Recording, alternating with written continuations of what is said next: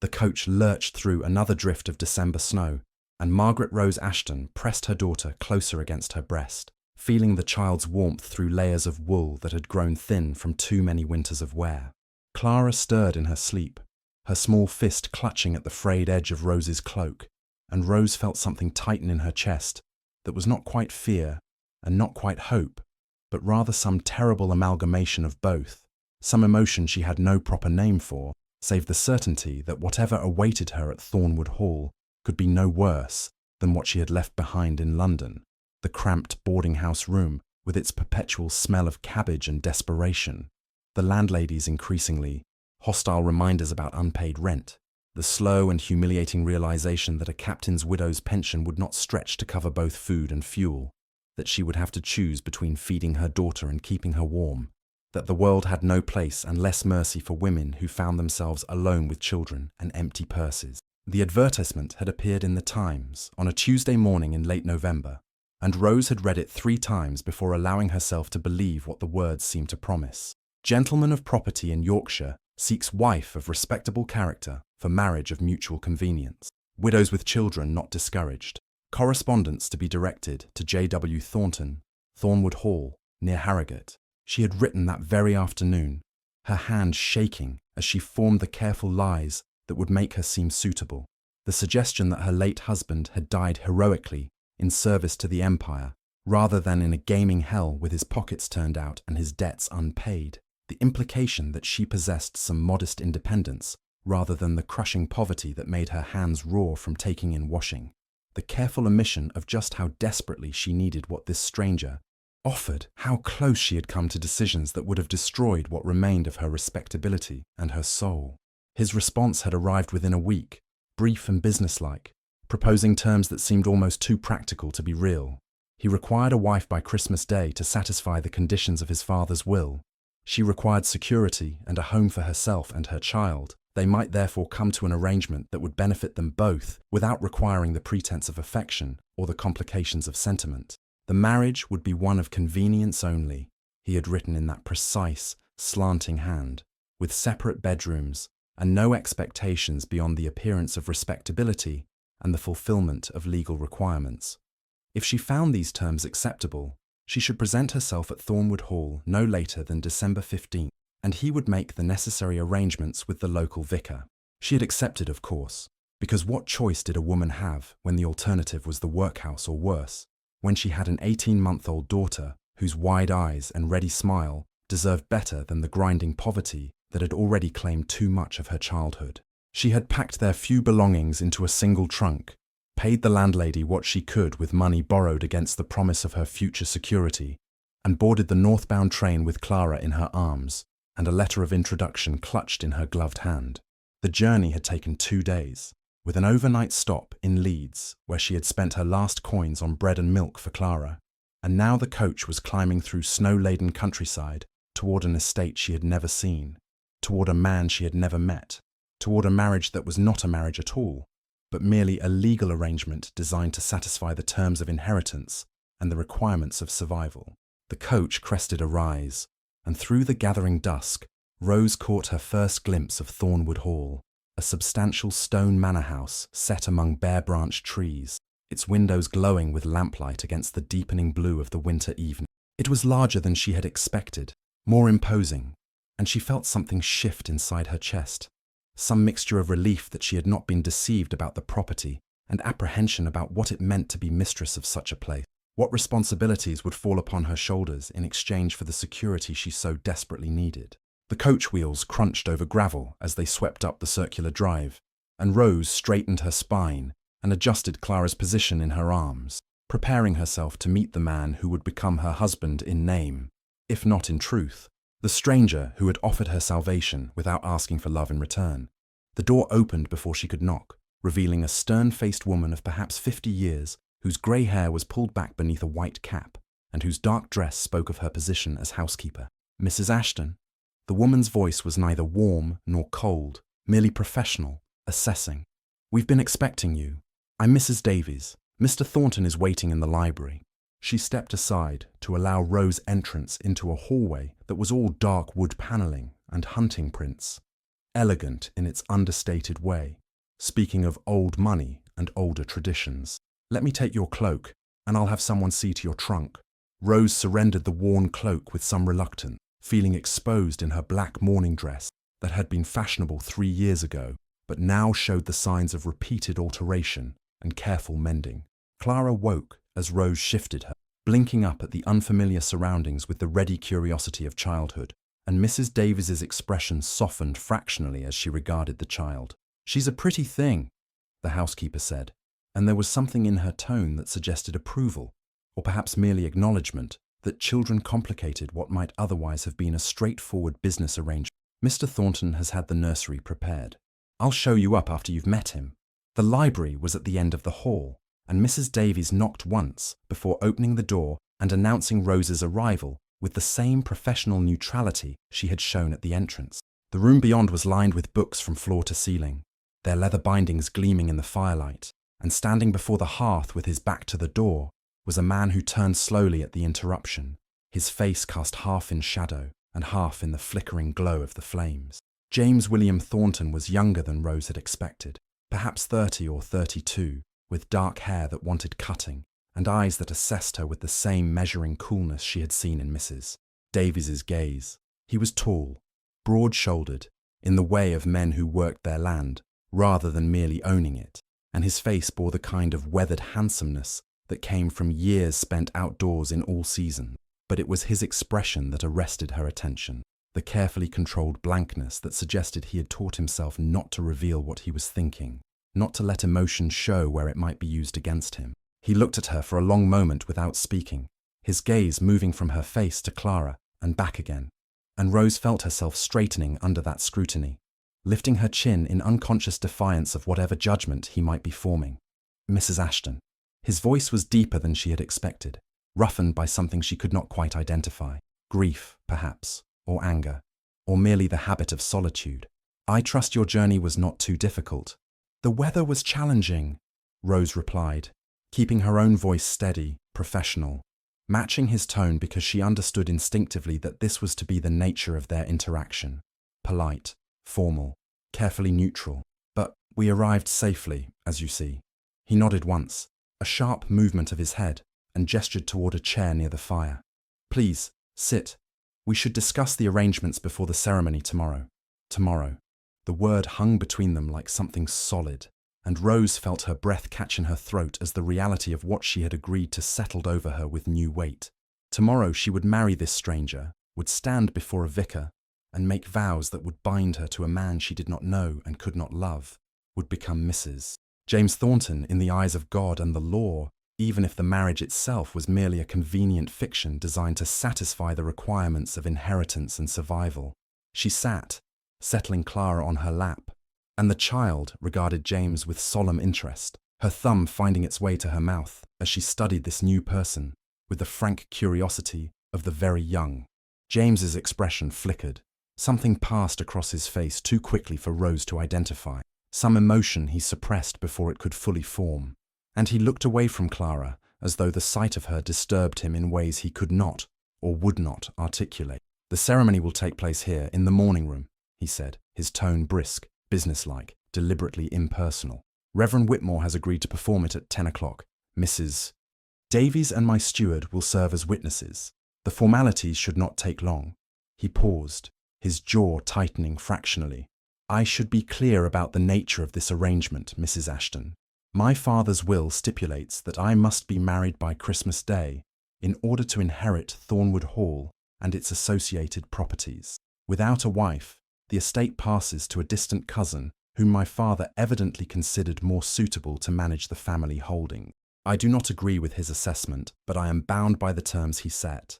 You require security and a home for yourself and your daughter. We are therefore entering into a marriage of mutual convenience. Nothing more." "I understand." Rose kept her voice level, though something inside her clenched at the coldness of his words, at the brutal honesty with which he laid out the transactional nature of what they were doing. "I have no expectations beyond what you outlined in your letter, Mr. Thornton. I am grateful for the opportunity you have extended to me and Clara. Gratitude is not required." His tone sharpened fractionally, as though her thanks offended him somehow. as though he found the emotion inappropriate or unwelcome. This arrangement serves my purposes as well as yours. You will have the run of the house and the authority that comes with being its mistress. Mrs. Davies will assist you in learning the household routines and the expectations of the staff. You and your daughter will occupy the blue suite in the east wing. I have rooms in the west wing. We will maintain separate bedrooms, as I indicated in my correspondence. The words were delivered with such finality, such absolute certainty, that Rose felt something in her chest go cold and hard. Some nascent hope she had not even been aware of nurturing. She had not expected love, had not even hoped for affection, but there had been some small part of her that had imagined they might at least become companionable, might learn to coexist with something approaching friendliness, if not warmth. But looking at James Thornton's closed face, at the rigid set of his shoulders, and the carefully maintained distance in his eyes, she understood that he wanted nothing from her beyond her physical presence, the legal fact of her existence as his wife. Whatever had driven him to place that advertisement in the Times, whatever circumstances had led him to accept the humiliating terms of his father's will, had left him with no room for softness, no capacity for the small kindnesses that might have made their arrangement bearable. "I understand," she said again, because what else could she say? What other response was there to such absolute rejection of any possibility of connection? Clara shifted on her lap, growing restless, and Rose stood, using the movement to disguise the way her hands were trembling. "If there's nothing else, Mr. Thornton, perhaps Mrs. Davies might show me to our rooms. Clara needs to be fed and put to bed." He nodded once, already turning back toward the fire, dismissing her with the gesture. "Mrs. Davies will see to your needs. Dinner is at 8, but you may have a tray sent up tonight if you prefer. Tomorrow, after the ceremony, we'll discuss the household management and your responsibilities in more detail." Rose left without another word, following Mrs. Davies up the wide staircase to the east wing, to rooms that were larger and more elegant than anything she had occupied since her father's death 5 years ago, to a nursery where a fire already burned in the grate and a crib stood ready for Clara. The housekeeper helped her settle the child, produced a simple supper on a tray, and departed with instructions to ring if she needed anything, and Rose found herself alone in the gathering darkness, sitting in a chair by the nursery fire while Clara slept peacefully in the crib nearby, contemplating the choice she had made and the life that awaited her in the morning. She had agreed to this, had written the letters and made the journey and accepted the terms, because desperation had left her no other option. She had told herself it would be bearable, that security and comfort for Clara were worth the sacrifice of her own hopes for something more than a... But sitting in that elegant room with its heavy curtains and expensive furnishing, listening to her daughter's soft breathing and knowing that downstairs the man who would become her husband in name only sat alone in his library, Rose felt the full weight of what she had done settle over like a physical thing, heavy and cold and inescapable. She had married once for duty, to please her father and secure her family's financial position, and that marriage had been loveless and brief, ending with Edmund's death in circumstances she could not speak of without destroying what remained of her reputation. She had thought then that she would never marry again, that she would somehow find a way to survive on her own, to build a life for herself and Clara that did not require her to surrender her independence or her dignity. But poverty had a way of eroding such noble intentions, of reducing choices until there was only one path forward, only one door that remained open when all others had been closed and locked against her. Tomorrow she would marry James Thornton, would stand beside him and speak the vows that would bind them together in the eyes of God and society, and it would be a marriage without love or even the promise of affection, a purely transactional arrangement designed to satisfy the requirements of inheritance and survival. She would become mistress of Thornwood Hall, would manage its household and represent its master in the community, and in exchange she would have security for herself and Clara, would have a home and respectability, and the assurance that her daughter would not grow up in poverty. It was more than many women in her position could hope for, more than she had any right to expect, given the lies she had told and the secrets she carried. But as she sat in the firelight, listening to Clara's peaceful breathing, Rose could not quite suppress the ache of loss for what might have been, for the marriage she had once dreamed of as a girl before reality had taught her that women's dreams were expendable luxuries, easily sacrificed on the altar of necessity and survival. The morning of her wedding dawned clear and cold, with sunlight glinting off the snow that had fallen during the night, and transforming the Yorkshire landscape into something that might have been beautiful if Rose had been in any state to appreciate such things. She dressed carefully in the same black morning gown she had worn upon her arrival, because she had nothing else suitable, and because there seemed a bitter appropriateness to wearing widow's weeds to a wedding that was itself a kind of death, the death of hope, perhaps, or the death of whatever illusions she had once held about what marriage might be. Mrs.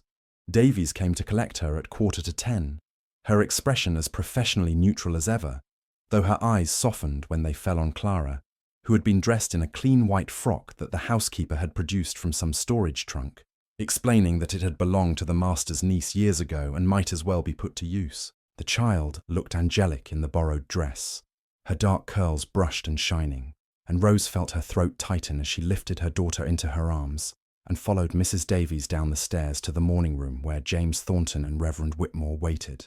The ceremony was brief, perfunctory, stripped of any pretense of sentiment or celebration.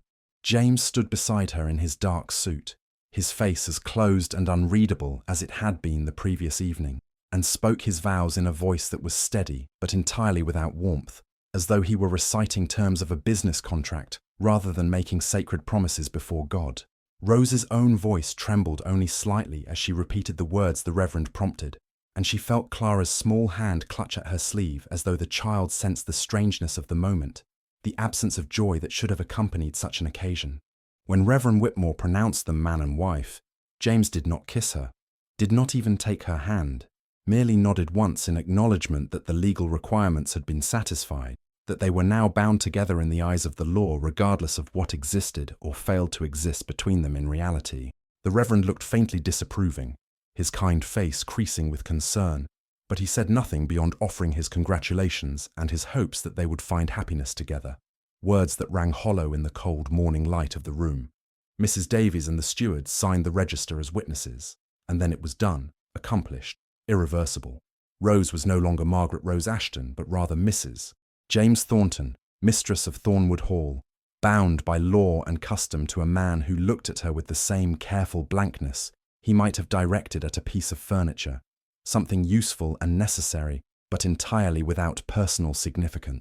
After the Reverend departed, James retreated immediately to his study, explaining curtly that he had correspondence to attend to and would see her at dinner. Rose was left to Mrs. Davies's care, and the housekeeper, perhaps sensing her new mistress's need for occupation, set about instructing her in the management of the household with a thoroughness that left little room for uncomfortable reflection on the nature of her changed circumstances. Thornwood Hall was larger than it had appeared from outside, with rooms that spoke of generations of careful stewardship and quiet wealth, not the ostentatious luxury of new money, but the understated elegance of a family that had held its land for centuries and knew its worth without needing to proclaim it. There were 17 bedrooms, most of them unused and kept under Holland covers, a formal dining room that could seat 24, a ballroom that Mrs. Davies said had not been opened for dancing since the old master's death 3 years previous, and a library that held thousands of volumes accumulated over generations of Thorntons who had valued learning alongside land management. The staff consisted of Mrs. Davies herself, a cook named Mrs. Patterson who ruled the kitchen with benevolent tyranny, 2 housemaids whose names Rose struggled to remember, a steward named Harrison who managed the outdoor staff and the tenant farms, and various grooms and stable hands whose exact number remained unclear.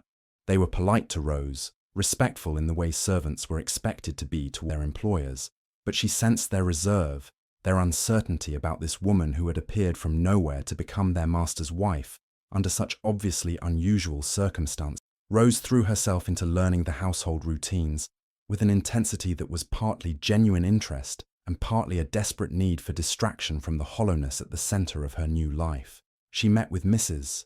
Patterson to discuss menus and household expenses, walked through the linen closets with Mrs. Davies to inventory sheets and towels, examined the account books that tracked expenditures for everything from coal to candles. She was not inexperienced in such matters. Her father had insisted she learn household management before her first marriage, and the years of poverty since Edmund's death had taught her to stretch every penny and account for every expense.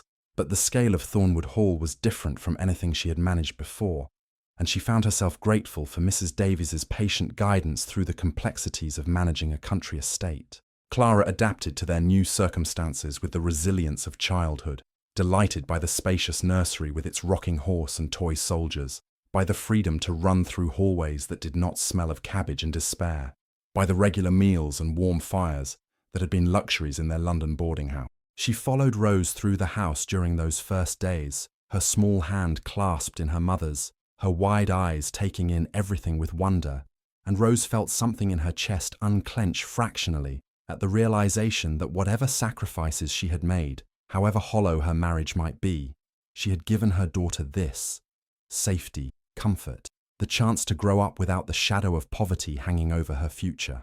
James remained a distant figure during those first days of their marriage, appearing at dinner each evening to make polite conversation about household matters before retreating to his study or his rooms. He was not unkind, but neither was he warm, maintaining the careful distance he had established from the beginning. Treating Rose with the same courteous impersonality he might have shown a competent housekeeper or a useful business associate. He inquired about her progress in learning the household routines, approved the menus she proposed, and provided Mrs. Davies with instructions to ensure Rose had everything she needed, but he never once asked about her comfort, her happiness, whether she found her new circumstances satisfactory beyond their purely practical dimensions. On the third night of their marriage, Rose sat alone in the drawing room after dinner, attempting to focus on the embroidery she had brought out to occupy her hands, when Mrs. Davies entered with the tea tray, and, unusually, lingered after setting it down. The housekeeper's face held an expression Rose could not quite read, something between sympathy and disapproval, concern warring with professional discretion about matters that were not properly her business.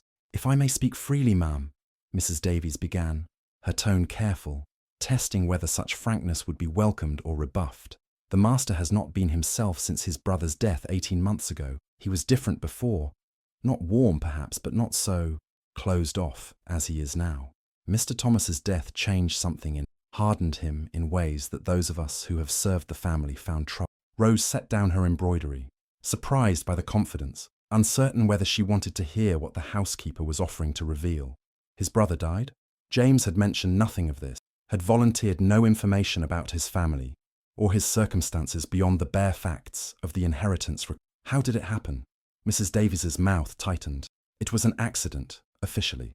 Mr. Thomas was riding home late one night, took a fall, broke his neck. But there were circumstances.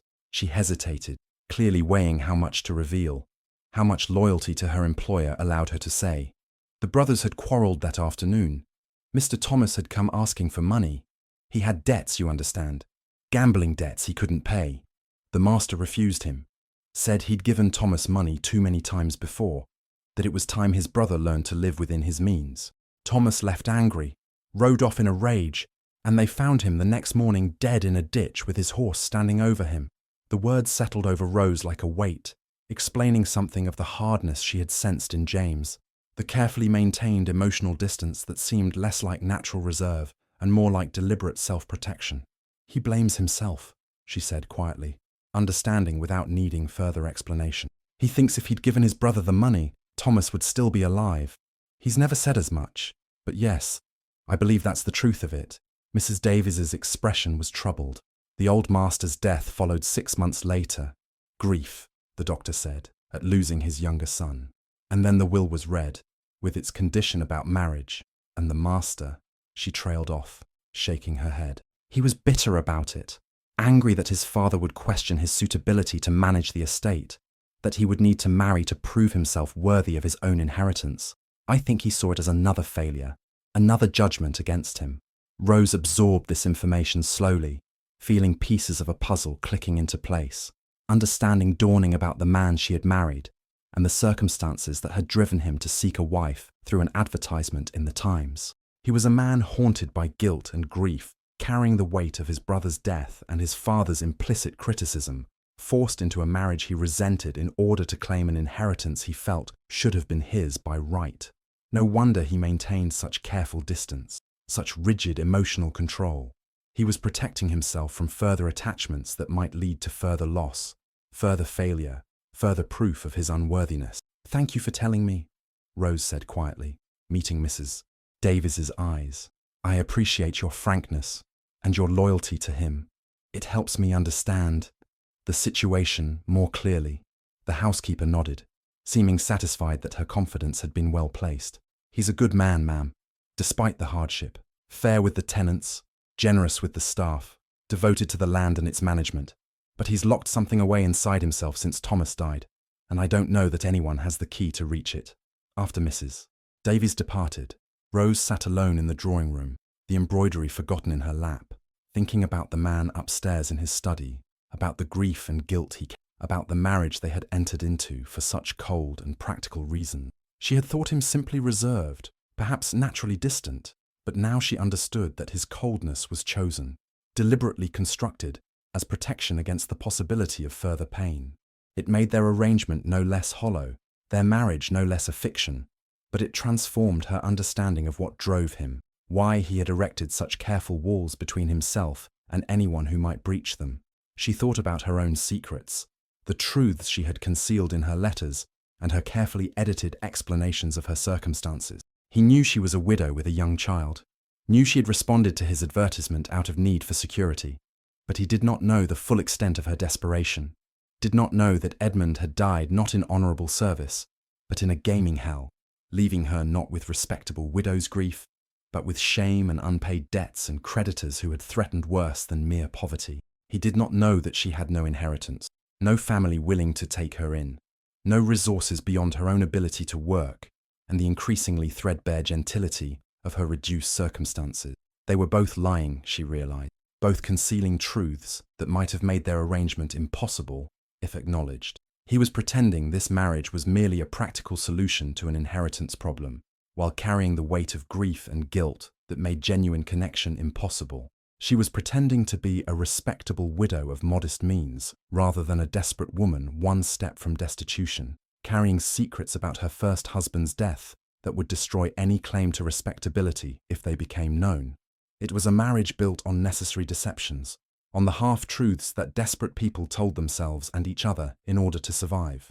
And sitting in that elegant drawing room with its silk-covered walls and expensive furnishings, Rose wondered whether such foundations could ever support anything more substantial than the cold arrangement they had agreed to, whether two people protecting their secrets and guarding their hearts could ever find a way towards something approaching genuine partnership, let alone affection. The clock on the mantel chimed 10, and Rose gathered up her embroidery and made her way upstairs to the blue suite to her separate bedroom with its comfortable solitude and its implicit acknowledgement that this marriage was to be one in name only. She checked on Clara, sleeping peacefully in the nursery next door, and then prepared for bed herself, braiding her hair and donning the plain nightgown she had brought from London, climbing between sheets that were finer than any she had slept in for years.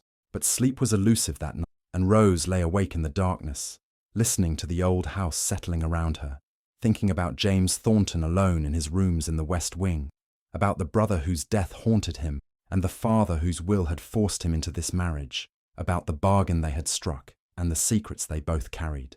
She had entered this arrangement believing it would be a simple transaction, a practical solution to her desperate circumstances, but she was beginning to understand that nothing involving human hearts, even hearts deliberately closed and carefully guarded, could ever be truly simple.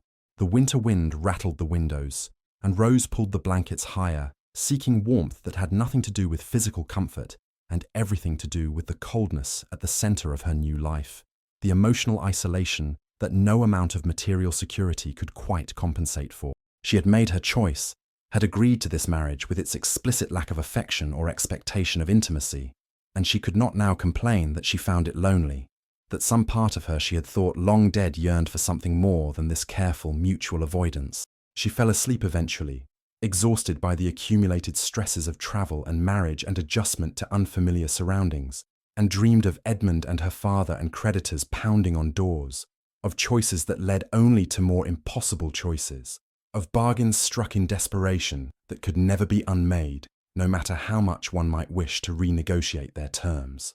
The days that followed established a pattern that would characterize the early weeks of their marriage, Rose managing the household with increasing confidence, James maintaining his careful distance, both of them performing their respective roles with professional competence while studiously avoiding anything that might require genuine.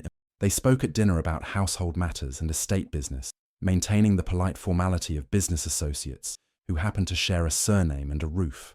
They passed each other in hallways, with polite nods and carefully neutral expressions. They occupied separate wings of the house, separate spheres of existence that intersected only when absolutely necessary for the maintenance of their arrangement. Rose threw herself into the work of managing Thornwood Hall, finding in the demands of household administration a welcome distraction from the loneliness that threatened to overwhelm her in quieter moments. She met with tenants' wives, discussed repairs with Harrison the steward, planned menus with Mrs. Patterson, oversaw the housemaids' work with an attention to detail that earned their grudging respect. She was good at such work, discovered that she had a talent for organization and management that her poverty years had not allowed her to exercise, and she found satisfaction in seeing the household run smoothly under her direction, in earning the staff's trust and establishing herself as a mistress who was both competent and fair. Clara flourished in the freedom and security of Thornwood Hall, growing rosy-cheeked from regular meals and outdoor exercise, her natural exuberance finding expression in the spacious nursery and the snowy gardens where Rose walked with her on clear afternoons.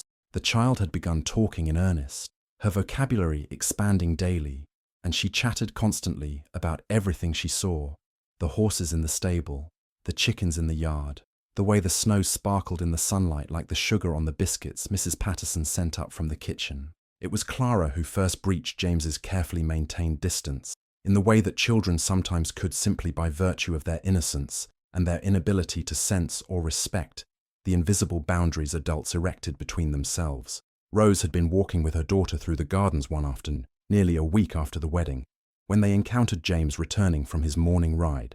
Clara, who had never shown any fear of strangers and who had no understanding of the careful formality her mother maintained with this man who was now legally her stepfather, broke free from Rose's hand and ran toward him, with the delighted certainty of childhood that all adults existed primarily to provide entertainment and attention. "Mister," she called, her small voice bright with enthusiasm. "Big horse! Clara pet horse!" James stopped, clearly startled by the child's approach, and for a moment his carefully controlled expression faltered, revealing something that might have been panic or perhaps merely discomfort at being directly addressed by someone too young to understand or respect his preference for emotional distance. He looked at Rose as though seeking permission, or perhaps rescue, and she moved quickly to collect her daughter, apologizing for the intrusion. "I'm sorry, she doesn't understand," Rose began, but James raised a hand to stop her, his expression settling back into its usual careful blankness, even as something indefinable flickered in his eyes as he looked down at Clara, who gazed up at him with the complete trust and expectation of childhood. "It's fine," he said, his voice gruff, unused. He looked at Clara for a long moment, and then slowly, as though the gesture cost him something, he crouched down to the child's level, bringing himself to her height. "You want to pet the horse?" Clara nodded enthusiastically, and James, surprising both himself and Rose, judging by the expression that crossed his face, held out his hand to the child. Clara took it without hesitation, her small fingers disappearing into his large palm, and allowed him to lead her toward where the groom held his horse, a massive bay gelding that stood patiently, while James guided Clara's hand to stroke its soft nose. "Gentle," James instructed, his voice softening fractionally as he showed Clara how to approach the animal, how to move slowly and speak quietly so as not to startle it. "Like this. Horses are powerful creatures, but they're also sensitive. They respond to kindness, to patience." Rose watched from a few feet away, something catching in her throat at the sight of her daughter's small hand in James's larger one, at the unexpected gentleness with which he guided Clara's movements, at the way his rigid posture seemed to ease fractionally as he focused on teaching rather than maintaining his. It was the first genuine interaction she had witnessed between them, the first time James had shown any interest in or acknowledgement of Clara beyond the abstract recognition that the child existed as part of the arrangement he had agreed to.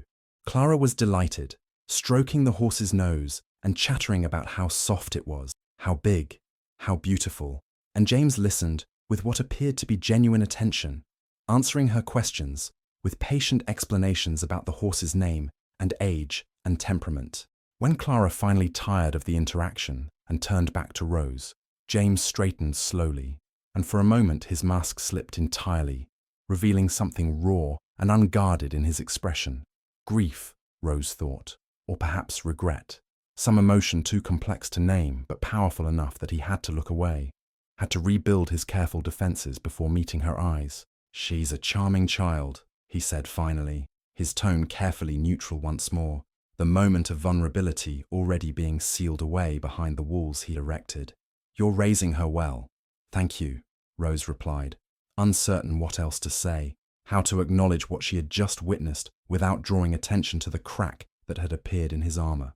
"That was kind of you, to indulge her curiosity." He shrugged, already turning away, preparing to retreat to whatever emotional fortress he inhabited. Children should learn about horses if they're to live in the country. It's a practical skill.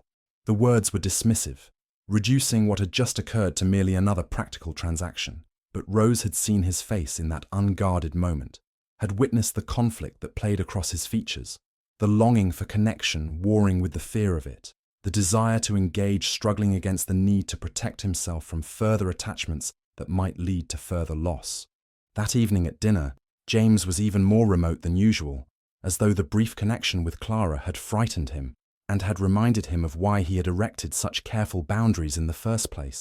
He spoke only when necessary, answered Rose's attempts at conversation with monosyllables, and retreated to his study immediately after the meal concluded, leaving her alone in the drawing room with her embroidery and her increasingly troubled thoughts about the man she had married, and the impossible distance he maintained. But something had shifted nonetheless. Some small crack had appeared in the careful structure of their arrangement. Clara, having received attention and kindness from James once, sought it again, greeting him cheerfully when they crossed paths in the house, asking him questions about the horses and the estate and the snow that fell constantly during those December days. And James, though he maintained his careful distance with Rose, seemed unable to entirely resist Clara's innocent overtures, answering her questions with increasing patience, occasionally even smiling fractionally at her childish observations and enthusiasms. Rose watched these interactions with feelings she could not entirely name or understand. Relief that James showed kindness to her daughter, gratitude that Clara was finding acceptance in this strange new home, but also something else, something that felt dangerously close to hope, the treacherous possibility that perhaps their arrangement might evolve into something less hollow, that the walls James had built might not be entirely impregnable after all. The week before Christmas brought changes to Thornwood Hall that were both practical and symbolic, transforming the austere elegance of the house into something that approached festive warmth. Mrs. Davies supervised the hanging of greenery, holly and ivy and pine boughs that filled the rooms with their sharp winter scent, while Mrs. Patterson began the elaborate preparations for Christmas dinner, consulting with Rose about menus and traditions and the proper way to prepare a goose for roasting. Rose threw herself into the preparations with an enthusiasm that surprised even herself, discovering that despite the coldness of her marriage and the loneliness that characterized her daily existence, she could still find pleasure in the rituals of the season, in the transformation of the house and the anticipation of celebration. She directed the hanging of garlands, approved the selection of the Yule log that would burn in the great hall fireplace, and spent an afternoon in the village selecting small gifts for the staff and tenants. Aware that as mistress of Thornwood Hall, she had certain responsibilities toward those who depended on the estate for their livelihoods, Clara was enchanted by the preparations, delighting in the greenery and the special foods that appeared from Mrs. Patterson's kitchen, and Rose found herself grateful that her daughter could experience Christmas in such comfortable circumstances and could know the security and warmth that had been absent from their London boarding house. She had made the right choice, she told herself firmly, during moments when the loneliness threatened to overwhelm her capacity for rational thought. Whatever sacrifices she had made, however hollow her marriage might be, she had given Clara this: safety, comfort, the chance to grow up in a home, rather than in rooms that smelled of cabbage and desperation. James maintained his usual distance during the preparations, approving Rose's plans with curt nods and delegating all decisions to her judgment, making it clear that he considered the Christmas festivities to be her domain rather than his concern. But Rose noticed that he lingered longer at dinner during those days, that his responses to her reports about the household preparations grew fractionally less monosyllabic, that occasionally something almost approaching interest would flicker across his face when she described Clara's excitement about the decorations or Mrs. Patterson's plans for the Christmas feast. And with Clara, James's defences continued to show signs of erosion that he seemed powerless to prevent, or perhaps simply too tired to maintain. The child had developed the habit of appearing in his study in the late afternoon, escaping from her nursery to seek him out with the determined persistence of the very young who had decided that someone was worth cultivating. James would find her standing in his doorway, thumb in her mouth, regarding him with solemn expectation, and though he would initially protest that he was busy, that she should return to her mother, he inevitably ended up setting aside his papers and attending to whatever question or request or observation she had brought him. Rose discovered them together one afternoon, when she went searching for Clara, finding her daughter perched on James's knee while he showed her a ledger book, explaining in simplified terms how the estate accounts worked, how crops were tracked and harvests recorded, and tenants' rents calculated. Clara was listening with the appearance of rapt attention, though Rose suspected she understood perhaps one word in 10, and James was speaking with more animation than Rose had ever heard from him, his usual careful neutrality replaced by something approaching genuine engagement. "I'm sorry," Rose said from the doorway, prepared to collect her daughter and apologize for the interruption. But James looked up, and for a moment there was no guardedness in his expression, only a kind of surprised pleasure, as though he had forgotten to be distant and was caught in the act of being human. "She wanted to know what I was working on," he explained, and there was something almost defensive in his tone, as though he expected criticism or perhaps judgment for indulging the child's curiosity. "I was explaining the basic principles of estate management. One is never too young to begin learning about such things." "No, of course not." Rose moved into the room, drawn by the unfamiliar warmth of the scene, by the unexpected domesticity of James with Clara on his knee, and papers spread across his desk. "I appreciate your patience with her. She has a curious mind and a tendency to find her way into places she shouldn't be. She's intelligent," James said, and there was genuine approval in his voice, the first unguarded positive statement Rose had heard him make about anything since their marriage. "Asks good questions, wants to understand how things work rather than merely accepting what she's told." He paused, his expression becoming more guarded again, as though he had revealed too much. "She should have a proper education, a governess eventually. I'll make arrangements after the new year." The offer surprised Rose, both in its generosity and in what it implied about James's acceptance of Clara as part of his household, rather than merely a complication he had agreed to tolerate.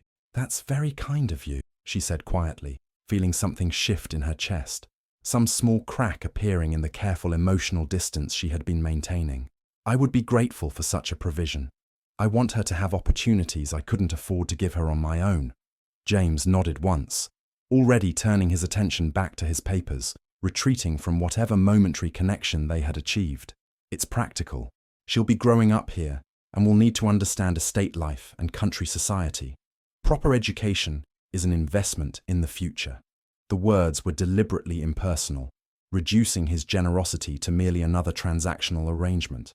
But Rose had seen his face when he looked at Clara, had witnessed the softening that occurred when the child climbed onto his knee and demanded his attention. That evening at dinner, James surprised her by asking about her own background, about her education and her family, questions he had never posed during their previous carefully neutral conversations about household management and estate business. Rose answered carefully, editing as she spoke, presenting the version of her past that omitted Edmund's gambling and the circumstances of his death, glossing over the poverty years and the desperation that had driven her to answer James's advertisement. She spoke of her father's modest estate, of her education in the usual accomplishments expected of a gentleman's daughter, of her first marriage, and Edmund's death in terms so vague they might have meant anything or nothing. James listened with what appeared to be genuine attention, asking occasional questions that suggested he was actually interested in her responses, rather than merely making polite conversation to fill the silence. When she finished, he was quiet for a long moment, his expression thoughtful, and then he said something that made Rose's breath catch in her throat. "You've had a difficult time with it, Widowhood. With a young child, it cannot have been easy, managing on your own. Pfui. There was something in his voice that hadn't been there before. Not quite sympathy, but perhaps understanding. Recognition that they both carried burdens they did not speak of openly. I appreciate that you've taken on the management of the household so competent. Mrs. Davies tells me the staff respect you, that you're fair and efficient. That's not a small thing. Thank you, Rose replied, genuinely touched by the acknowledgement, by this first indication that he noticed or appreciated her efforts. I'm grateful for the opportunity to be useful, to have purpose beyond merely existing here as a condition of your inheritance. His jaw tightened, and for a moment she thought she had gone too far, had reminded him too directly of the transactional nature of their arrangement. But then he shook his head, a sharp movement that suggested frustration with himself rather than anger at her.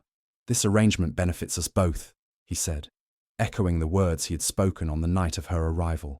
You're not here merely to satisfy the terms of my father's will. You're managing the household, caring for your daughter, making this house into something more than just a collection of rooms. That has value beyond the purely legal requirements of marriage. It was the closest he had come to expressing anything approaching appreciation or acknowledgement that she was more than simply a convenient solution to an inheritance problem, and Rose felt something warm unfurl in her chest, something dangerous and treacherous that she recognized even as she felt powerless to suppress it. She had promised herself she would not hope for anything beyond the security and comfort James had offered, and had accepted that their marriage would be merely a practical arrangement without emotional complications. But sitting across from him at dinner, listening to him speak with something approaching genuine engagement, she felt the first stirrings of something she could not quite name, some possibility that perhaps their arrangement might evolve into something less hollow, that the walls between them might not be entirely insurmountable. The next morning, December 23rd, Rose was in the morning room writing Christmas greetings to the tenants when Mrs. Davies appeared with a letter on a silver tray, her expression troubled in a way that immediately set Rose's nerves jangling with apprehension. The letter was addressed to James, but the housekeeper's obvious concern suggested she knew something of its contents or origins, and Rose felt her stomach clench with the premonition that whatever the envelope contained would disrupt the fragile equilibrium they had been building. This came with the Morning Post, Mrs. Davies said, her voice carefully neutral. From London, it appears. The master is out riding, but I thought you should know it had arrived. The sender, she hesitated, clearly weighing whether to say more. The handwriting suggests it might be from a solicitor's office.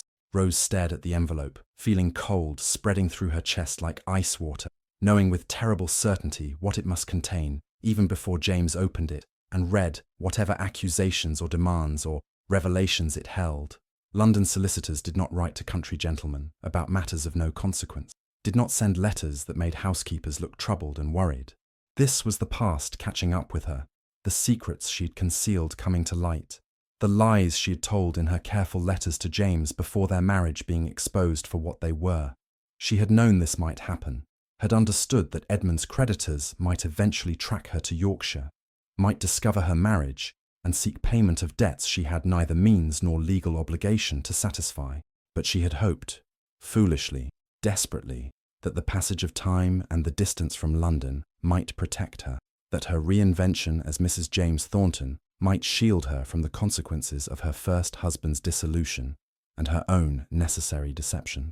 Thank you, Mrs. Davies, Rose managed, keeping her voice steady through sheer force of will.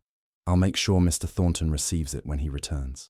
The housekeeper withdrew, and Rose sat alone in the morning room staring at the envelope, her mind racing through possibilities and worst-case scenarios, through the careful lies she had constructed, and the ways they might be unravelled by whatever information the letter contained.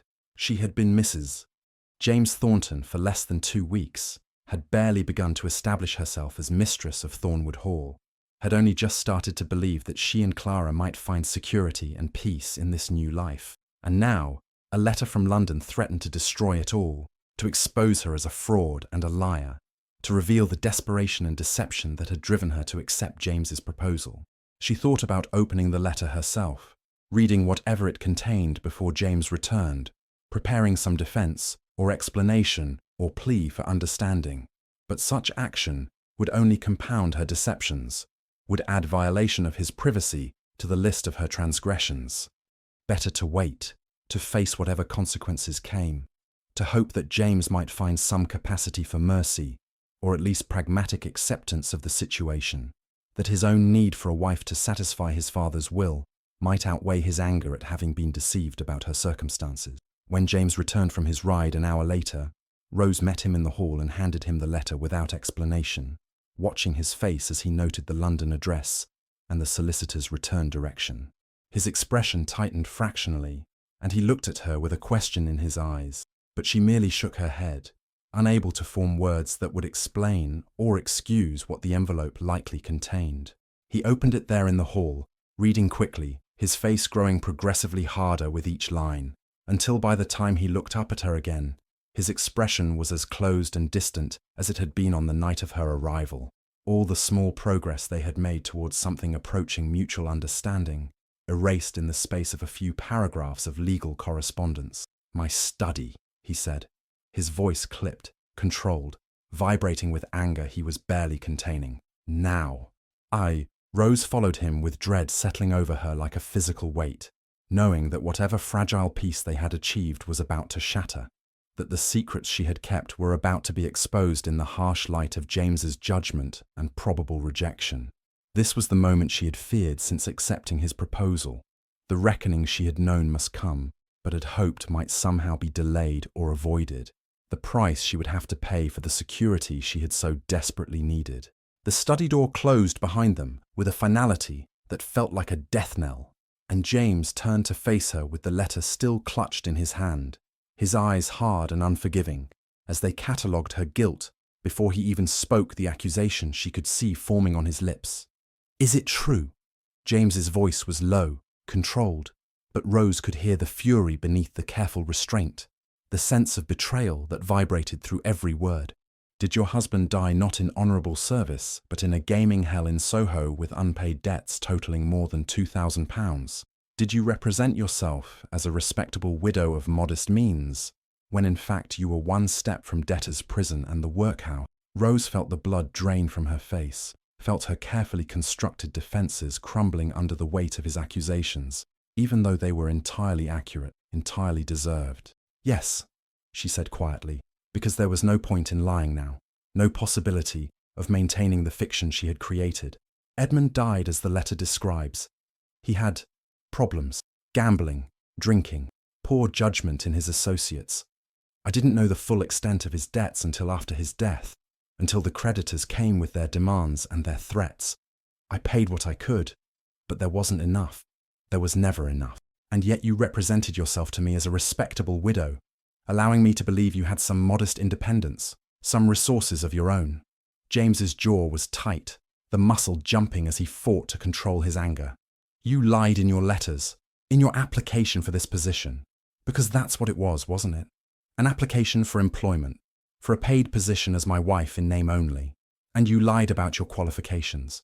"I didn't lie outright," Rose said, knowing even as she spoke that the distinction was meaningless, that lies of omission were still lies, that she had indeed deceived him about the nature of her circumstances.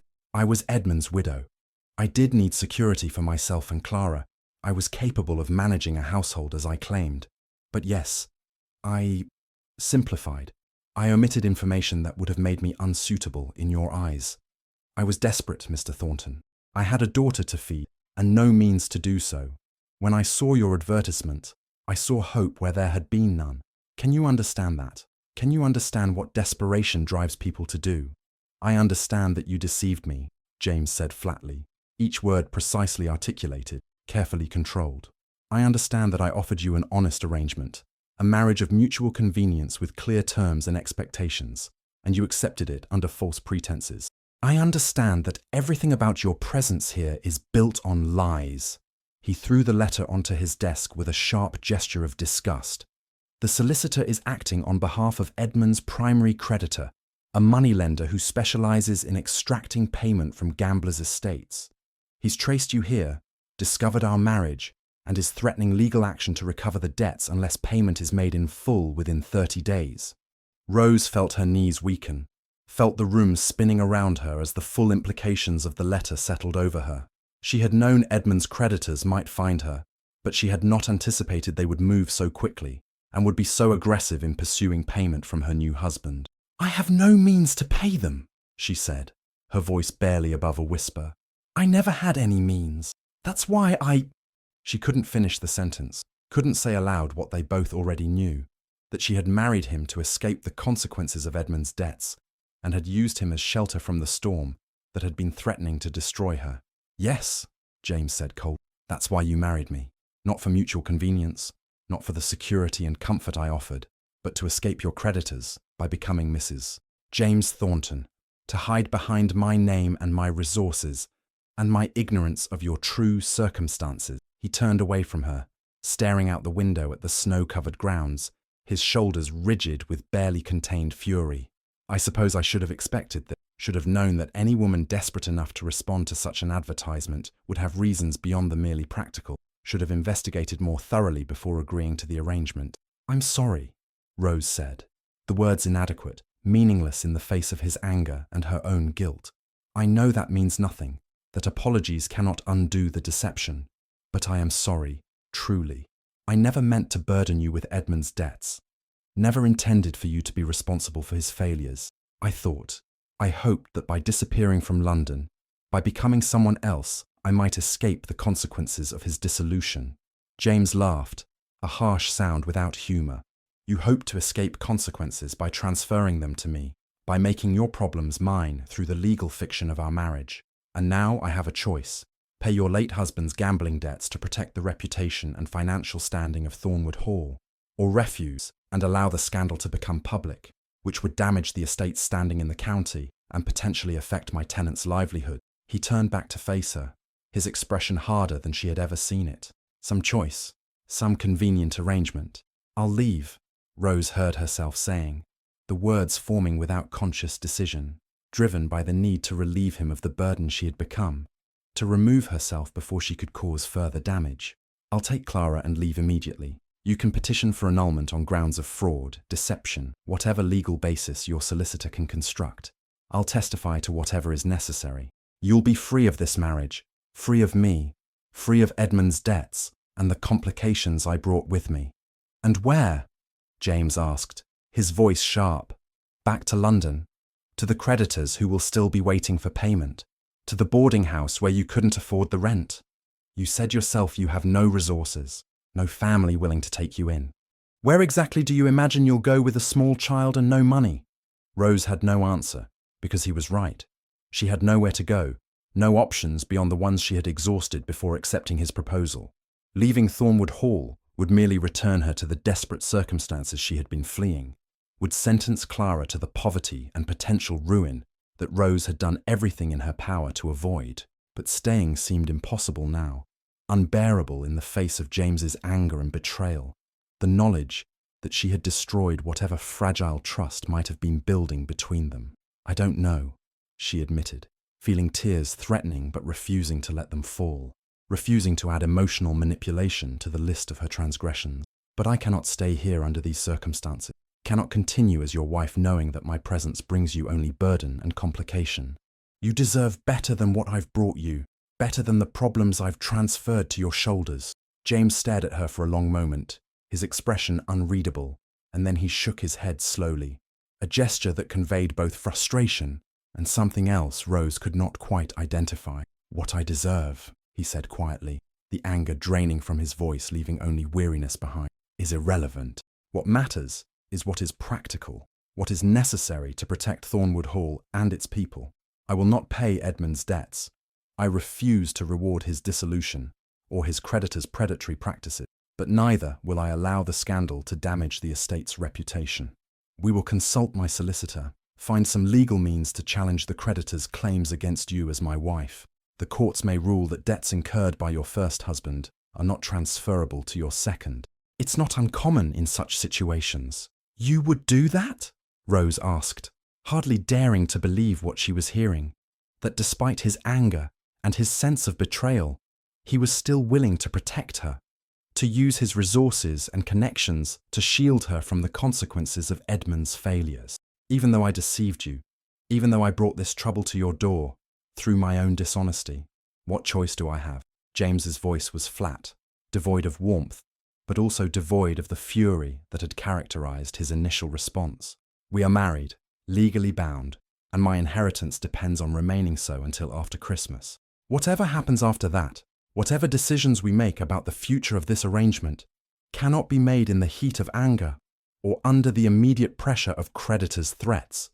We will deal with the legal issues first, protect the estate and its reputation, and then," he paused, his expression troubled, "then we will decide what is to be done about us." Rose wanted to thank him, wanted to express her gratitude for his willingness to help her despite her deceptions, but the words seemed inadequate, meaningless in the face of what she had done and what he was offering. "I understand," she said instead, accepting the temporary reprieve he was granting, even as she recognized that the damage to whatever relationship they might have been building was probably irreparable. "And I truly am sorry, James. Not just because I was caught, but because I deceived you, because I failed to trust that honesty might have been possible between us from the beginning." He looked at her then, and for a moment something flickered in his eyes. Pain, or disappointment, or merely the recognition that they were both guilty of deceptions, both hiding truths that might have saved them from this confrontation, if they had possessed the courage to be vulnerable from the start.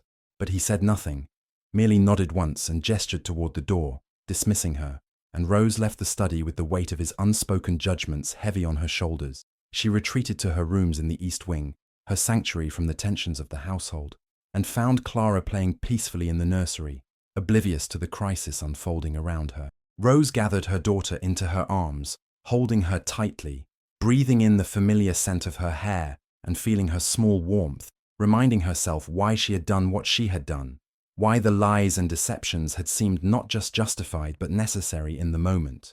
She had been trying to protect Clara, to give her daughter the security and opportunities that poverty would have denied her. She had seen James's advertisement as a lifeline, a chance to escape the consequences of Edmund's dissolution and build a new life where Clara could grow up safe and comfortable.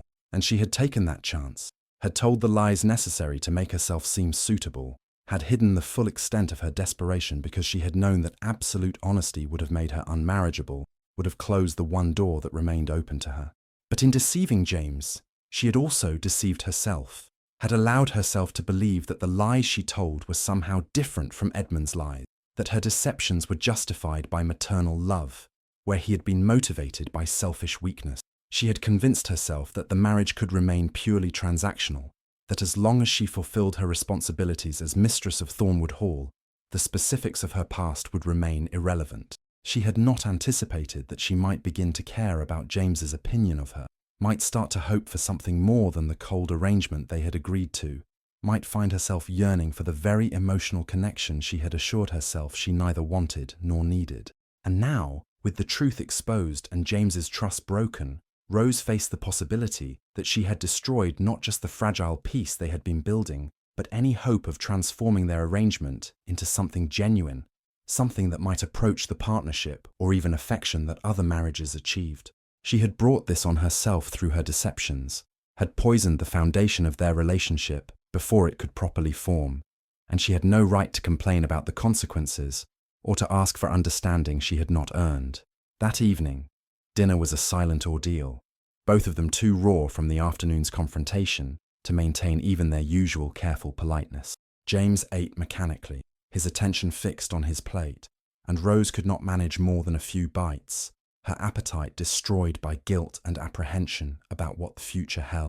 When the meal concluded, James retreated immediately to his study without his usual nod of dismissal, leaving Rose alone with the ruins of whatever understanding they had. She did not sleep that night, lying awake in her comfortable bed, listening to the winter wind rattle the windows, thinking about the letter from London and the creditors who had tracked her to Yorkshire, about James's anger and the temporary reprieve he had granted, about the uncertain future that awaited them after Christmas, when the immediate crisis had passed, and they would need to decide whether this marriage could continue or should be dissolved.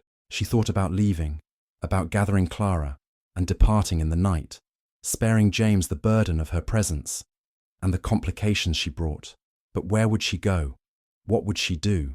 The same desperate circumstances that had driven her to answer his advertisement still existed, still circumscribing her choices to the point where there were none, where staying seemed as impossible as leaving, but leaving seemed certain to lead to ruin.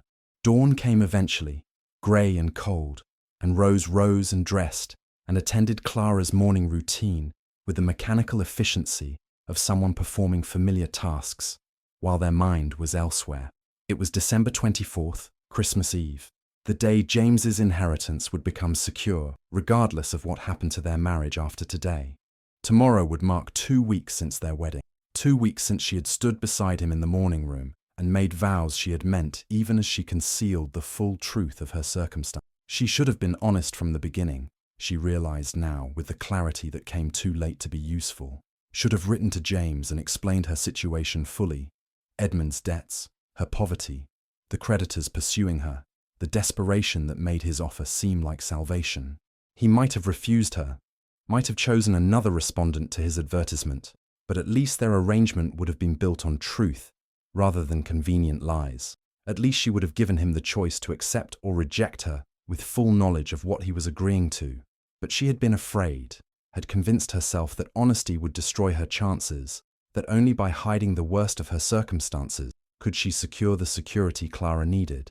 And now that fear had proved prophetic, her deceptions had been exposed, James's trust had been broken, and the arrangement she had fought so hard to secure was balanced on the edge of dissolution, maintained only by legal necessity, and James's pragmatic unwillingness to let scandal damage his estate's reputation.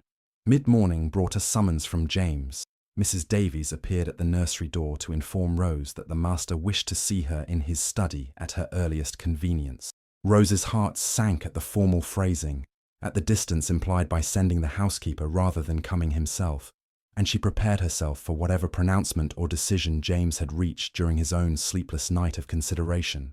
But when she entered the study, James's expression was less angry than weary, and he gestured for her to sit with something approaching his usual careful courtesy. "My solicitor sent his response by express," he said, without preamble, indicating a letter on his desk. "He believes we have strong grounds to challenge the creditor's claims. Debts incurred by a deceased spouse during a previous marriage are not automatically transferred to a subsequent marriage unless the new spouse explicitly assumes them, which obviously you did not, and I will not. The creditor may threaten legal action, but it's unlikely to succeed in court." Relief flooded through Rose, so intense it made her dizzy. "Thank you," she managed, her voice unsteady. "I know you have no reason to help me, no obligation to protect me from the consequences of my own deceptions, but I am grateful, truly, for your willingness to use your resources on my behalf." James waved away her thanks with an impatient gesture. "I'm not doing this for you," he said bluntly. "I'm doing it to protect Thornwood Hall's reputation and to prevent a scandal that would embarrass my family name. The fact that it also protects you is incidental." But there was something in his eyes that contradicted the harsh words, some flicker of emotion he was trying to suppress, and Rose felt a small spark of hope kindle in her chest, despite her determination not to hope for anything beyond what he explicitly offered. "I understand," she said quietly, "and I accept that I've forfeited any right to your regard or trust. But I want you to know that despite how it must appear, despite the lies I told, I did not enter this marriage intending to take advantage of you. I was desperate, yes, and that desperation led me to conceal truths I should have revealed. But I have tried to be a good wife in the ways that matter, to manage your household competently, to fulfill the responsibilities you outlined, to respect the boundaries you established. I hope that counts for something, even if it cannot erase the deceptions." James was silent for a long moment, his expression troubled, and when he finally spoke his voice was quieter, less certain than it had been. "I have not been entirely honest with you either," he said, the words clearly costing him something, forced out against his natural inclination toward privacy and self-protection. "About my circumstances, about why I needed to marry by Christmas, about—" He paused, seeming to struggle with whether to continue. "About my brother and my father, and the reasons I've been so distant since our marriage." Rose waited, hardly breathing, sensing that he was offering her something fragile and precious, his own truth in exchange for hers, a vulnerability that might begin to balance the scales between them. "Mrs. Davies told me about Thomas," she said gently, giving him permission to speak of things he had kept locked away. "About his death and the quarrel that preceded it. I'm sorry for your loss, and for the burden of guilt you've been carrying." His jaw tightened, and for a moment she thought he would retreat, closing down the opening he had begun to create.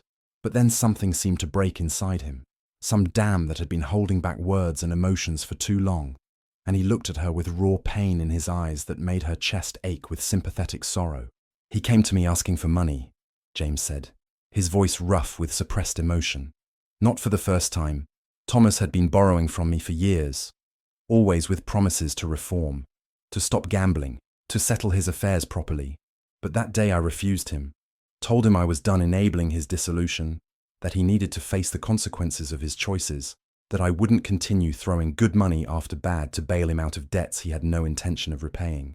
He paused, his hands clenching on the desk. "And that night, he died, fell from his horse riding home in a rage, broke his neck in a ditch, and I've spent every day since wondering whether giving him the money would have saved his life, whether my refusal was principled responsibility, or merely cruelty disguised as tough love." "You couldn't have known," Rose said softly, understanding flooding through her as the pieces of James's behavior suddenly made sense. The emotional distance, the refusal to allow connection, the careful walls he had built between himself and anyone who might threaten his control. "You made what seemed like the right decision based on past experience. What happened after was tragic, but it was not your fault." "My father didn't see it that way," James continued, the words coming faster now as though speaking them aloud after months of silence was releasing something that had been poisoning him from within. "He grieved Thomas, but he also blamed me, said I was too hard, too judgmental, too concerned with the estate and not concerned enough with family. And when he died 6 months later, his will reflected that judgment. Marry by Christmas, or lose everything to a cousin I barely know, as though my unsuitability for managing Thornwood Hall was directly connected to my failure to save Thomas from himself." He looked at Rose then, his expression raw. "So when I placed that advertisement, when I sought a marriage of convenience to satisfy the terms of my father's will, I was angry, resentful, determined to treat the marriage as exactly what it was, a legal requirement, nothing more. I didn't want emotional connection, didn't want to risk caring about anyone else who might die or leave or prove that my father was right about my inadequacies." Rose felt tears burning behind her eyes at the pain in his voice, at the realization that they had both been protecting themselves, both hiding behind deceptions and emotional walls built from grief and fear and the bitter lessons taught by loss. "I understand," she said, meaning it in ways that transcended mere intellectual comprehension. "I understand why you needed distance, why you couldn't allow yourself to be vulnerable.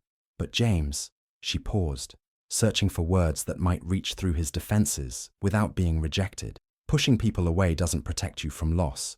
It only ensures you're alone when the loss comes anyway." He looked at her then, really looked at her, and something shifted in his expression. Not quite acceptance, but perhaps acknowledgement, recognition that she might be right, even if he wasn't ready to act on that recognition. "We've made a mess of this, haven't we?" he said quietly, almost to himself. "Both of us, protecting our secrets and guarding our hearts, thinking we could maintain some cold transactional arrangement without any of the complications that come from actually being human beings rather than merely legal entities." "Yes," Rose agreed, a sad smile touching her lips. "We've made quite a mess, but perhaps—" She hesitated, uncertain whether to voice the hope that was growing in her chest, despite all the reasons she should suppress it. "Perhaps it's not too late to start again, to be honest with each other, to acknowledge what we've both been hiding and trying to build something more genuine from that honesty." James was quiet for a long moment, his expression troubled, weighing something she could not see or understand. Then, slowly, he nodded. "Perhaps," he said, the single word carrying more weight than any longer speech might have managed. "But not today. Today is Christmas Eve, and tomorrow is Christmas, and I have spent the last 18 months avoiding any possibility of joy or connection, because I convinced myself that grief and guilt were safer than hope. I don't know that I can simply decide to be different, to stop protecting myself against further loss. But," he paused, meeting her eyes with something approaching genuine openness for the first time since they had met. "I'm willing to try.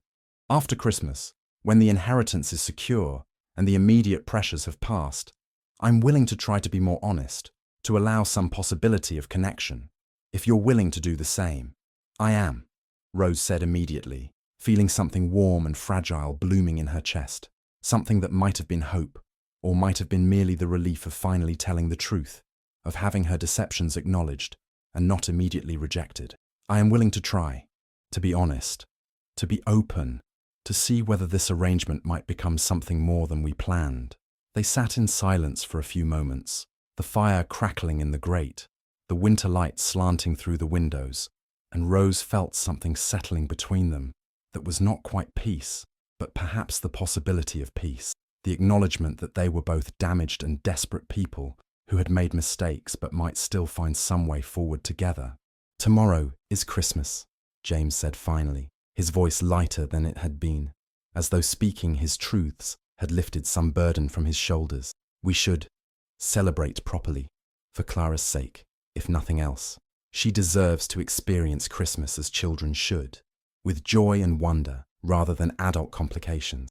Yes, Rose agreed, grateful for the shift towards something positive, something they could focus on that didn't require them to continue excavating their respective failures and fears. She's been so excited about the preparations. I think she would be heartbroken if Christmas itself proved anticlimactic after all the anticipation. Then we'll make it memorable for her, James said, and there was something approaching warmth in his voice, a softening that made Rose's heart ache with cautious hope. A proper Christmas, with all the traditions and celebrations. And after, we'll see where we stand, whether this mess we've made can be shaped into something workable. It was not a declaration of love, not even a promise of affection, but it was more than Rose had dared to hope for after the devastation of the previous afternoon's confrontation. It was an opening, a possibility, a recognition that perhaps their arrangement need not remain as cold and transactional as they had initially agreed. And sitting in James's study on Christmas Eve afternoon, Rose allowed herself to believe, carefully, tentatively, with all the caution born of experience and disappointment, that perhaps they might find a way forward together after all. Christmas morning dawned bright and clear, the winter sun glinting off snow that had fallen during the night, transforming Thornwood Hall into something that looked like an illustration from a children's storybook. Rose woke to Clara's excited chatter from the nursery next door, the child having discovered the small gifts Mrs. Davies had arranged under the decorated pine branch in her room. And for a moment, Rose allowed herself to simply experience the joy of her daughter's happiness without the weight of adult complications pressing down on her.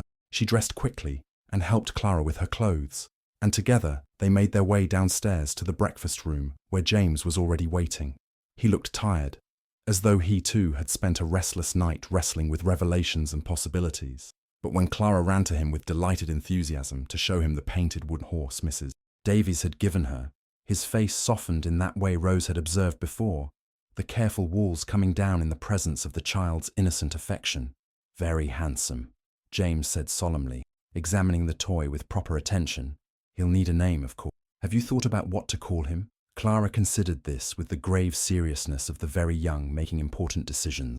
"Thunder, like your big horse." "An excellent choice," James agreed, and Rose saw something pass across his face. Surprise, perhaps, that Clara had noticed and remembered his horse's name, and had chosen to honour it with her toy. He looked up, meeting Rose's eyes across the breakfast table, and something unspoken passed between them. Some acknowledgement of the small miracle of Clara's acceptance, her willingness to include James in her world, despite his initial distance. After breakfast, James surprised Rose by suggesting they walk the estate together, all three of them, to check on the tenant cottages and deliver the small Christmas gifts Rose had prepared. It was the first time he had included her in any aspect of estate management beyond household affairs. The first acknowledgement that she might have a role to play beyond merely managing the servants and organising dinner menu. They bundled Clara into her warmest coat and set out into the crisp morning air, following paths through snow-covered fields toward the cottages that dotted the Thornwood estate. The tenants greeted them with a mixture of curiosity and cautious welcome, clearly uncertain what to make of the master appearing with his new wife and her daughter on Christmas morning. But Rose had prepared carefully, had remembered names and family connections from her conversations with Mrs. Davies, and she greeted each family with genuine warmth, asking after their well-being and their needs, making it clear that she understood her responsibilities as mistress of the estate extended beyond the hall itself to include all those who depended on the land for their livelihoods. James watched her interactions with what appeared to be growing approval, and at the third cottage, where a young mother with twins and a husband injured in a farming accident struggled to make ends meet, he pulled Rose aside and said quietly, "You're good at this. Better than my mother was, if I'm being honest." She saw the tenants as obligations, duties to be fulfilled but not people to be genuinely cared for. "You seem to actually care." "I do care," Rose replied, surprised by how true the words were even as she spoke them. "These are people whose lives are connected to Thornwood Hall, whose well-being depends partly on how the estate is managed. Of course I care about them. How could I not?" She paused, then added more quietly, "And I've known what it is to struggle, to depend on charity, or at least the forbearance of others. That gives one perspective on the importance of treating people with dignity, regardless of their circumstances." James was silent for a moment, absorbing this, and then he nodded slowly. "Yes," he said, "I suppose it would." He looked at her with something approaching respect in his eyes, and Rose felt warmth spreading through her chest at the acknowledgement, at the sense that perhaps he was beginning to see her not merely as a convenient solution to his inheritance problem, or a woman who had deceived him, but as a person with her own strengths and capacities, someone who might become a genuine partner in the work of managing the estate. They continued their rounds, stopping at each cottage to deliver gifts and Christmas wishes, and by the time they returned to the hall, Clara was pink-cheeked and exhausted, ready for her nap, but chattering enthusiastically about everything she had seen. James carried her up to the nursery himself, when Rose's arms tired, and settled her in her crib, with a gentleness that made Rose's throat tighten with emotion at the sight of this man who had been so determinedly distant, learning to care for her daughter as though she might be his own. Christmas dinner was a triumph of Mrs. Patterson's skill: roasted goose with all the traditional accompaniment, followed by plum pudding that arrived flaming with brandy, while Clara clapped her hands in delight at the spectacle. The staff had outdone themselves, and Rose made sure to visit the kitchen afterward to express her appreciation, understanding that the mistress of a household built goodwill not merely through commands, but through recognition of effort and excellence. That evening, after Clara had been put to bed, Rose and James sat together in the drawing room before the fire, the first time they had spent time in each other's company, without the buffer of household business or the presence of others since the confrontation in his study. The silence between them was not quite comfortable, but neither was it as fraught as it might have been, and Rose found herself grateful simply to be in his presence without the weight of unspoken accusations hanging between them. "I've been thinking," James said finally, breaking the silence, his voice quiet but steady, "about what we discussed yesterday, about starting again with more honesty between us. I think—" He paused, seeming to struggle with how to phrase what he wanted to say. "I think, if we're to have any hope of making this marriage into something real rather than merely convenient, I need to be honest with you about the estate's financial situation." Rose turned to look at him, surprise and apprehension warring in her chest. "What do you mean? I thought Thornwood Hall was prosperous, well managed." "It is, or it was," James replied, his expression troubled. "But my father's final illness was expensive. Doctors from London, experimental treatments, everything possible to save him. And after he died, there were death duties, inheritance taxes, expenses I hadn't anticipated. The estate isn't in danger of immediate ruin, but neither is it as financially secure as I've allowed you to believe. I've been living on credit to some extent, postponing improvements and purchases, trying to husband resources until the inheritance was fully secured and I could take stock of our actual financial position." "I see," Rose said slowly, processing this revelation and what it meant. "So, when you advertised for a wife, when you presented yourself as a gentleman of property—" "I was not lying," James said quickly. "I am a gentleman of property. Thornwood Hall is substantial and valuable, and with proper management it will continue to provide for generations. But I was not entirely forthcoming about the immediate financial pressures I faced, about how close to the edge things had been. I suppose," he smiled without humour, "I suppose we've both been guilty of representing our circumstances more favourably than strict honesty would have allowed." Rose felt something that might have been relief, or perhaps simply the satisfaction of confirmed suspicion. She had wondered, during her review of the household accounts, why certain economies seemed necessary, why James had been so attentive to expenses that a truly wealthy man might have ignored. Now she understood. He was managing carefully because he had to, because the estate's financial position required prudence rather than profligacy. "Does this mean," she asked carefully, "that you married me not only to satisfy your father's will, but also because you needed a wife who would not come with expectations of significant expenditure, who would not demand expensive clothes and jewelry and the lifestyle of the wealthy?" James met her eyes steadily. "Partly, yes.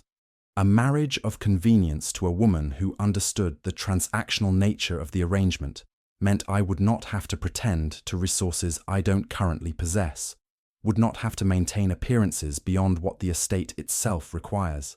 It seemed," he paused, searching for words, "it seemed more honest in its way than courting some society woman and pretending financial security I don't yet have." "And now you've discovered that your wife of convenience came with her own financial complications," Rose said, understanding the bitter irony of their situation. "Edmund's creditors, problems you'll need to use your limited resources to defend against legally if not financially." "Yes, though as I said, my solicitor believes we can prevail without actually paying the debts. It will cost money for legal fees, but less than the debts themselves, and the principal matters. I will not reward predatory lending practices by paying debts that are not properly mine to pay." They sat in silence for a few moments, both absorbing the implications of these mutual revelations, understanding settling between them that they were more alike than either had recognized, both presenting themselves as more secure than they actually were, both protecting secrets that shame or fear had convinced them must be concealed, both entering this marriage out of desperation disguised as practical necessity. "We're rather a pair, aren't we?" Rose said finally, a wry smile touching her lips. "Both of us pretending to be what we're not, both hiding the full truth of our circumstances, both thinking we could maintain some cold transaction without the complications of actual honesty." "Yes," James agreed, and there was something approaching warmth in his voice, recognition that perhaps their shared failures might form a better foundation than their individual pretenses would have allowed. "Rather a pair indeed." He paused, then added more quietly, "But perhaps that means we have a chance at understanding each other, at building something genuine from our mutual imperfections. I cannot offer you the life of ease and luxury you might have hoped for when you saw my advertisement, but I can offer you honesty, partnership in managing the estate and its challenges, and—" he hesitated, seeming to struggle with the words, "and the possibility that we might learn to care for each other, to transform this arrangement into something approaching an actual marriage, rather than merely a legal convenience." Rose felt tears threatening, but these were different from the tears of shame and fear she had fought against in recent days. These were tears of hope, of gratitude for his willingness to be vulnerable, to offer something beyond the cold transaction they had agreed to. "I would like that," she said quietly, meaning it with an intensity that surprised her. "I would like to try to make this marriage real, to be honest with each other about our circumstances and our needs, to work together rather than maintaining our separate spheres of existence." She paused, then added, "And I should tell you, I've come to care about Thornwood Hall, about the tenants and the household, and even about you, though I tried very hard not to. I thought I could keep my heart safely separate from this arrangement, but hearts are not so easily controlled, it seems." James looked at her then, with something in his eyes that made her breath catch. Not quite love, not yet, but perhaps the beginning of it. The recognition that she mattered to him beyond her utility as a legal wife who satisfied his father's will. "I've tried not to care as well," he admitted. "Told myself I could maintain perfect emotional distance, that protecting myself from further loss was more important than allowing any possibility of connection. But then you arrived with Clara, and you threw yourself into managing the household with such competence and genuine care. And Clara," he smiled slightly, "Clara simply refused to accept my distance, insisted on mattering to me despite my best efforts to remain detached. And I found myself watching you, noticing things about you, your kindness to the staff, your patience with Clara, the way you sing to her at night when you think no one can hear. I found myself wanting to know you, wanting to understand what drives you, wanting—" He trailed off, shaking his head. "Wanting things I had convinced myself I didn't need or deserve." "We deserve happiness," Rose said softly, reaching across the space between them to take his hand, feeling his fingers close around hers with surprising warmth. "Not because we're perfect, or because we've made no mistakes, but simply because we're human, and we've survived our losses, and we're trying to build something better from the ruins we started with. That deserves acknowledgement, deserves the chance to succeed. James tightened his grip on her hand, and something shifted in his expression. Relief, perhaps, or simply the profound satisfaction of finally being seen and understood rather than judged and found wanting. "Then we'll try," he said, and it was both a promise and question, an offering of possibility that required her acceptance to become real. "We'll try to be honest with each other, to work together, to allow this marriage to become something genuine. I cannot promise love, not yet. I'm not sure I remember how to love after so many months of deliberately shutting down that capacity, but I can promise to try, to be open to the possibility, to stop protecting myself quite so fiercely against the risk of caring." "That's enough," Rose assured him, feeling something warm and fragile and precious settling in her chest, something she was afraid to name but could not entirely suppress. "That's more than enough to begin with. We'll learn together, figure out how to be married in truth rather than merely in name, and perhaps," she smiled, allowing herself to hope despite all the years of disappointment that had taught her hope was dangerous. "Perhaps we'll discover that what began as necessity might become something we choose, something we want, rather than merely something we need to survive." They sat together in the firelight holding hands like tentative lovers, rather than a couple bound by legal convenience and desperate circumstances, and Rose felt the sharp edges of her fear and shame beginning to soften, beginning to transform into something that might eventually become genuine peace. It was not a fairy tale ending, not a dramatic declaration of passion or certainty, but it was honest in ways their wedding had not been, grounded in reality rather than in the convenient lies they had told themselves and each other. The clock struck 11, and James stirred, seeming reluctant to break the connection they had forged, but aware that tomorrow would bring new challenges and responsibilities that would require clear heads and rested bodies. "We should retire," he said quietly. "Tomorrow we'll need to respond to the creditor's letter, begin the legal proceedings to challenge the claims, and I should introduce you properly to Harrison and the tenant farmers.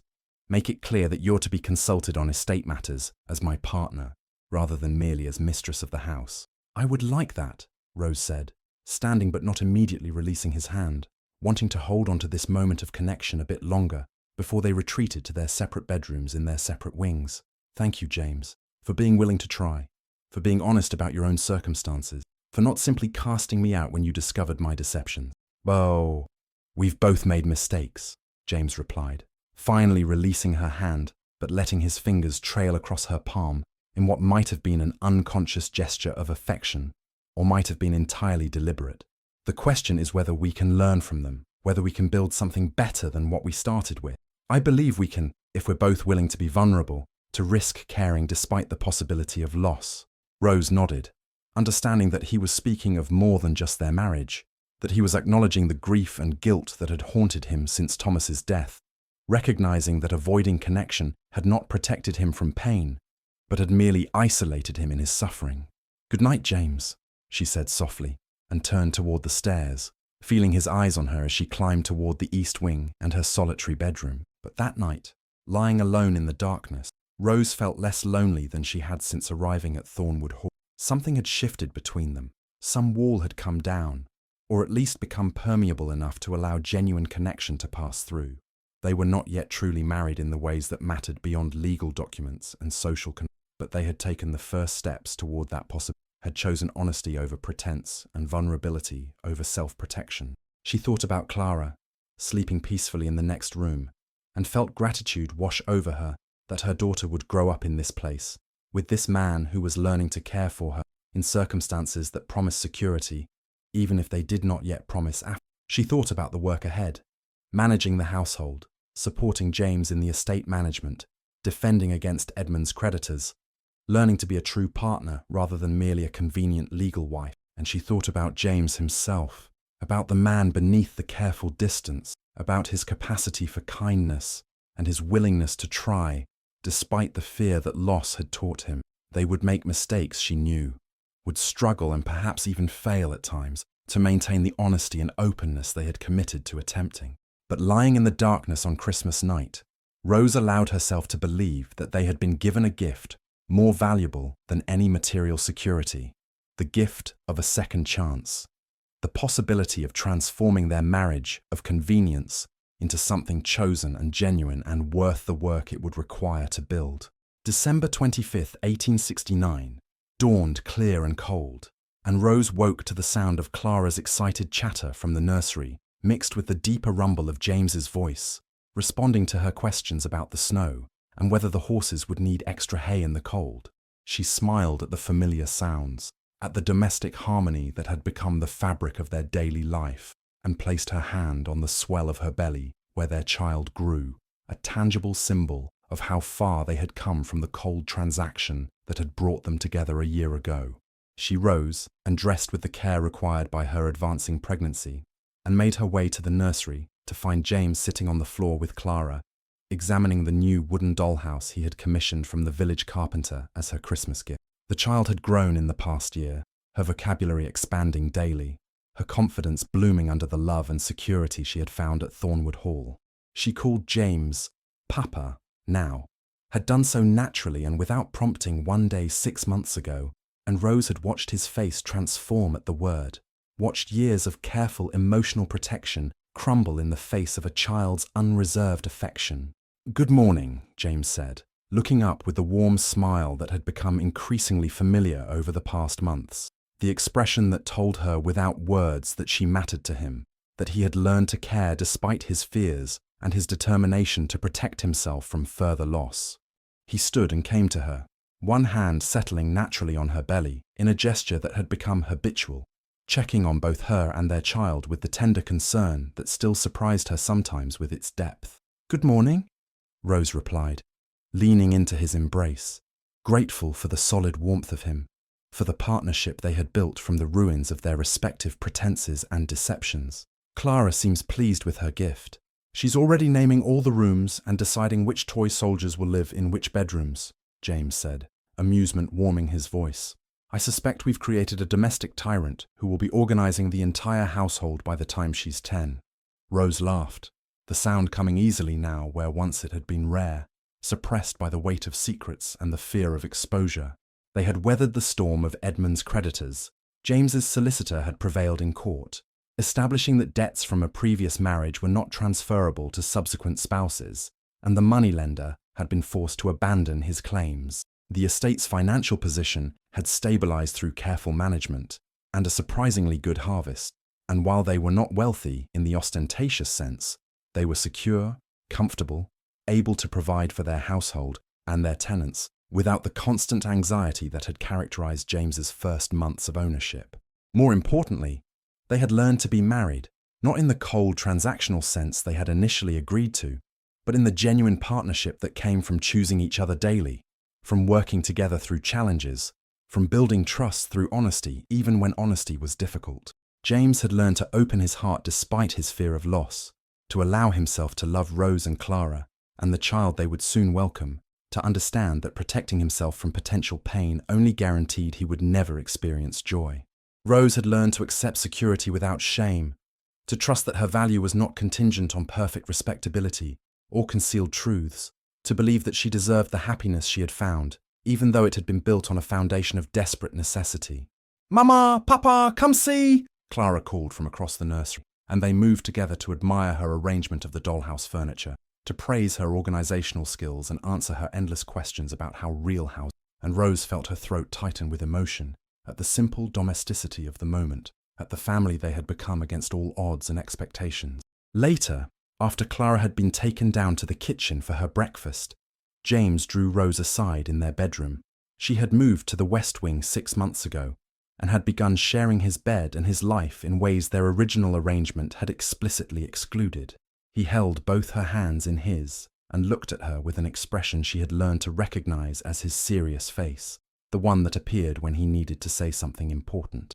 "I've been thinking," he began, and Rose felt a flutter of nervousness despite the love she saw in his eyes, old fears still capable of surfacing even after a year of growing trust, about how we began, about the arrangement we made, and the lies we both told.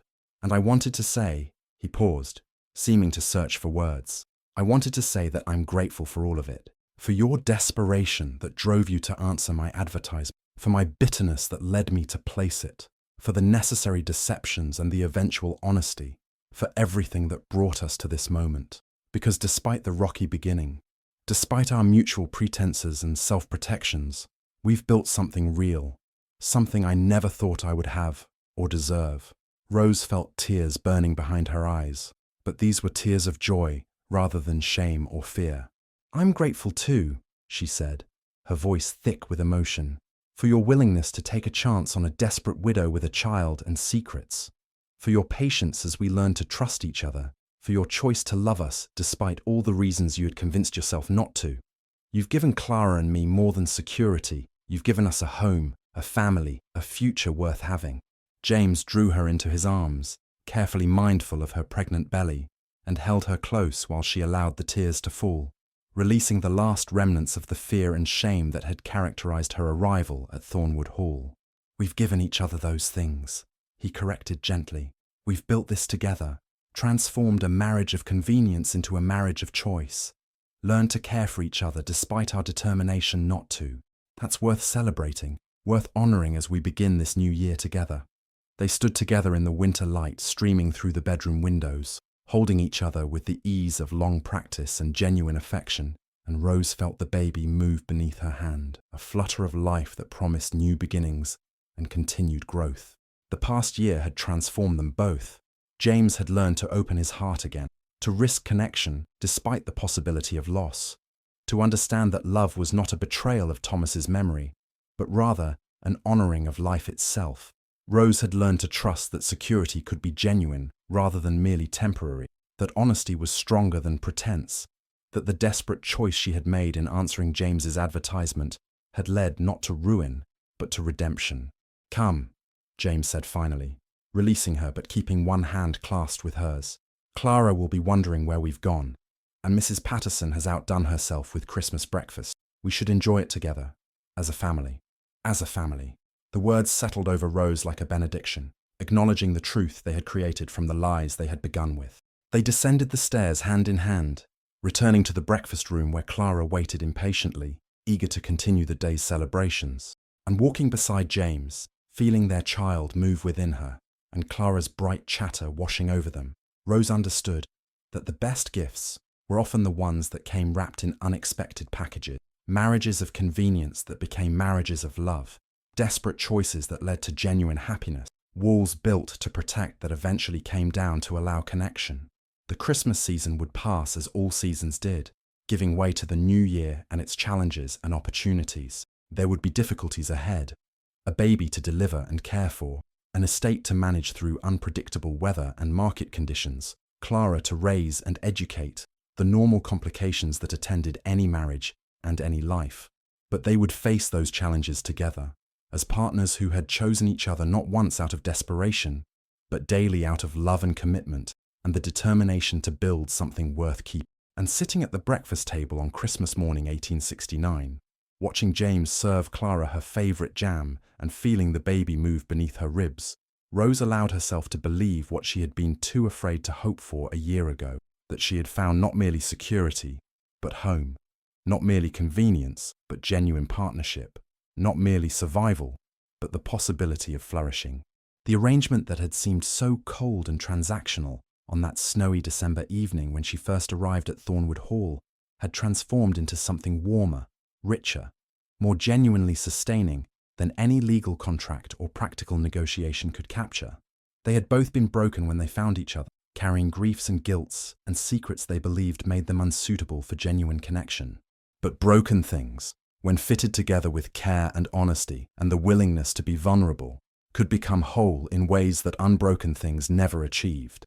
Their marriage was stronger for having been tested, their love more genuine for having been chosen rather than merely assumed, their family more precious for having been built from necessity and transformed by grace into something freely given and gratefully received. And that, Rose thought as she looked across the table at her husband and daughter, at the family they had become against all expectations, was worth celebrating.